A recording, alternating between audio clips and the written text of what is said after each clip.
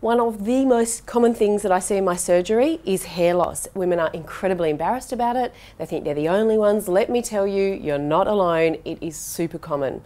How do you know if you've got hair loss?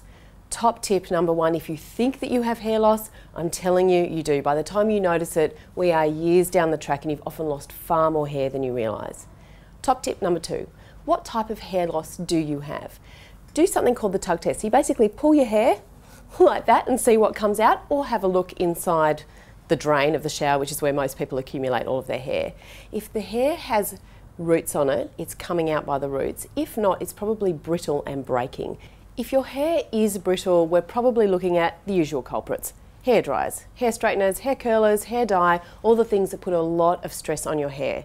So what do? And even if your hair is falling out by the roots, same thing, you don't want to make your hair any more brittle. So when you wash it, don't vigorously towel dry it, just gently towel dry it.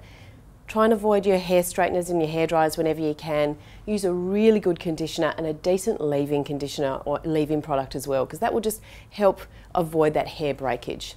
But if it is coming out by the root, and for most of us that is the problem, you really do need to see your GP. One possibility is that you've developed a bald patch. A lot of people have big bald patches on their head.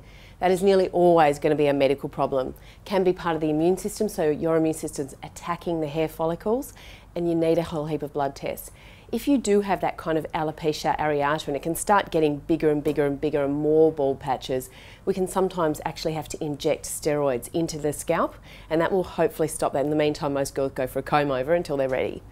If it's just coming out a little bit everywhere, which is really the most common type of hair loss that we see, and it's coming out by the roots, there are still medical conditions that your doctor might want to test you for. Things like thyroid problems, even iron deficiency, or an excess of male hormone testosterone. Sometimes even your male testosterone levels can be normal, you just have too many testosterone receptors on your hair follicles. It happens. So in that situation, you want to see your GP, get some blood tests. If there's any nutritional problem, fix it. But possibly the biggest cause of all is stress. Physical stress after surgery, very common to have a whole heap of hair fall out. After childbirth, after you've had a major operation, after you've had a major sickness, a virus where you've had a very high fever, a lot of girls experience a lot of hair loss in their recovery phase. It will usually grow back. Eat well, eat healthy, get enough sleep. Try and address your stress. I know we're always telling you to do that, but it is important. And make sure that you've got all your bases covered medically. Good luck.